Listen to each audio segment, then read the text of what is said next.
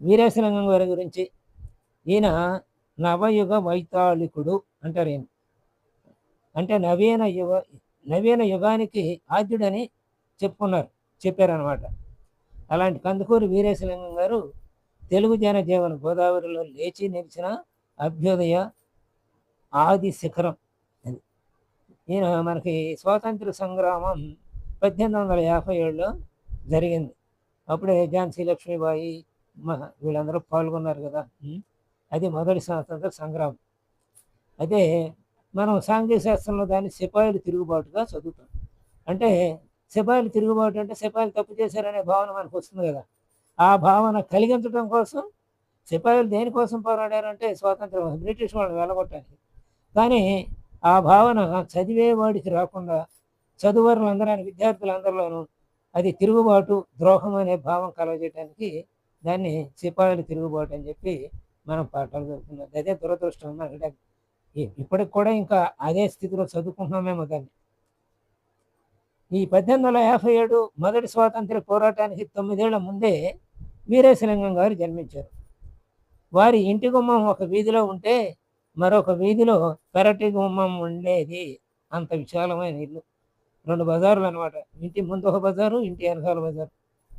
అంటే పెద్ద ఇంట్లోనే పుట్టాడనమాట ఆయన. అంటే ఆర్థికంగా బాగా ఉన్న ఇంట్లోనే పుట్టాడాయన. తల్లి పేరు పొన్నమ్మ, తండ్రి సుబ్బారాయుడు.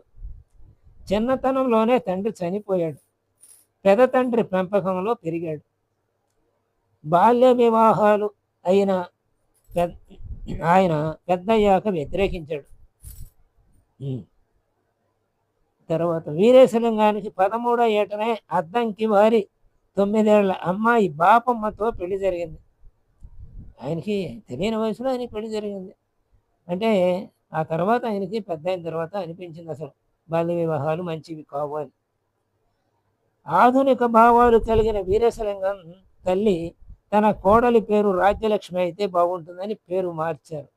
ఇప్పటికీ చాలామందికి ఉంది ఈ అలవాటు. ఇది మా ఇంటికి వస్తుంది మా కోడలు, మేము చెప్పినట్టు తినాలి, మేము పెట్టిన పేరుతో పిలవాలని చాలామంది నేను చూశాను. నేను మా బంధువులలోనే ఇలాంటి లక్షణాలు ఉన్నవాళ్ళు చాలామంది ఉన్నారు. వీరేశలింగం ఇంటి నిండా తాటాకు గ్రంథాలుగా ప్రాచీన సాహిత్యం చూరుకు వేలాడదీసి దాచిన మూటల్లో ఉండేది. ఈ గ్రంథాల్లో వసు చరిత్ర లేదని, అది చదువుతానని తల్లిని అడిగాడు ఆయన. ఆ గ్రంథం నీకు పాఠ్యపుస్తకమా అని ఆమె ప్రశ్నించింది. కాదని చెప్పాడు ఆయన. మరి 2 రూపాయలు పెట్టి ఇప్పుడు ఆ పుస్తకం, అంటే అప్పుడు 2 రూపాయలు అంటే చాలా చాలా ఎక్కువ. ఇప్పుడు 1857 అంటే రోజుకి ₹1 ఇస్తే ఒక నెల గడిచేదేమో అప్పుడు. అందుకనే ఒక దీంట్లోనే ఇట్లాగే 1000 పడగల్లోనో వీటిలోనో స్వామీజీ అదే పూజారి అడుగుతాడు, ఒక్క 2 రూపాయలు ఇవ్వండి ధూపదీప నైవేద్యాలకి నెలంతా సరిపోతుందని ఒకసారి బ్రాహ్మణుడు అడుగుతాడు దాని నిర్వాహకుడిని, దేవాలయ నిర్వహణ. అప్పుడు రూపాయికి అంత విలువ ఉండేది. అంటే ఒక నెల గ్రాసం అంతా ఇంకా ఎక్కువే వచ్చేదేమో. 2 రూపాయలు పెట్టి ఇప్పుడు పుస్తకం ఎందుకంటే తల్లి వసు చరిత్ర కావాలంటే. వీరేశలింగానికి నెలకు ₹1/2 జేబు ఖర్చులకు ఇచ్చేది వాళ్ళమ్మ. అంటే మరి తండ్రి లేడు కదా, చిన్నప్పుడే పోయాడు, పెదనాన్న పెంపకంలో పెరుగుతున్నాడు కదా. అందులో పెద్ద కుటుంబం కాబట్టి. అదే మామూలు వాళ్ళకైతే పాకెట్ మనీ అనే జేబు ఖర్చులకే ఉండవు. ఇప్పటికీ చాలామంది ఇళ్లలో జేబు ఖర్చులకే ఉండవు. ఎలాగైనా వసు చరిత్ర చదవాలన్న పట్టుదలతో కందుకూరి ఆ పుస్తకాల షాపు యజమానితో తనకు నెలకు ₹1/2 ఇస్తానని, బదులుగా పుస్తకాన్ని ఇక్కడే షాపులో కూర్చొని చదువుకునేందుకు అనుమతించాలని కోరాడు.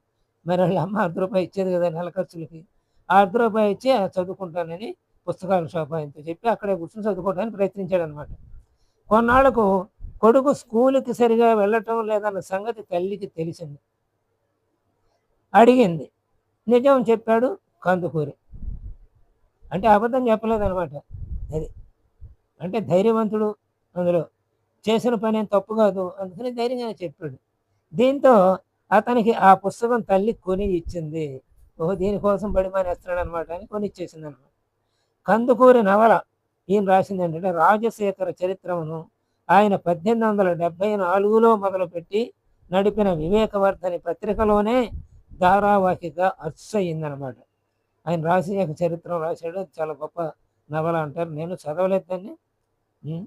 వివేకవర్ధని అనే పత్రిక ఆయన నడిపాడు 1874లో. దానిలో ధారావాహిక దాన్ని వచ్చేసాడు అన్నమాట. తెలుగు సమాజాన్ని సంస్కరణల బాట పట్టించిన కందుకూరి వీరేశలింగం 1919 మే 27న తుది శ్వాస విడిచారు. మనందరం పుట్టకముందే ఆయన తుది శ్వాస విడిచారన్నమాట. ఇప్పుడున్న మన సత్సంగంలో ఎవరు అప్పటికి పుట్టుండం బహుశా. అంటే మరి ఇప్పుడు 2025 కదా, 105 సంవత్సరాలు అయిందే. వర్ధంతి వచ్చింది. 105 సంవత్సరాల కిందటే వెళ్ళిపోయాడు. ఆయన గురించి చిలకమర్తి లక్ష్మీ నరసింహం గారు చెప్పిన పద్యం ఆయన సమాధి మీద ఈనాటికి నిలిచి ఉంది. ఆ పద్యం ఏంటో ఒకసారి విందాం. మరి తన దేహము తన కాలము తన ధనంబు తన విద్య జగజ్జనులకే వినియోగించిన ఘనుడు ఈ వీరేశలింగ కవిజనులారా అని దాని మీద రాశాడు.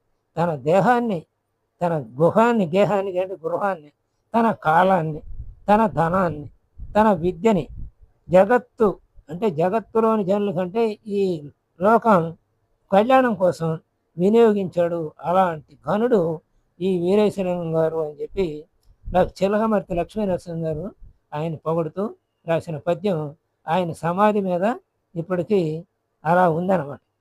రాసి ఉంది. స్వస్తి.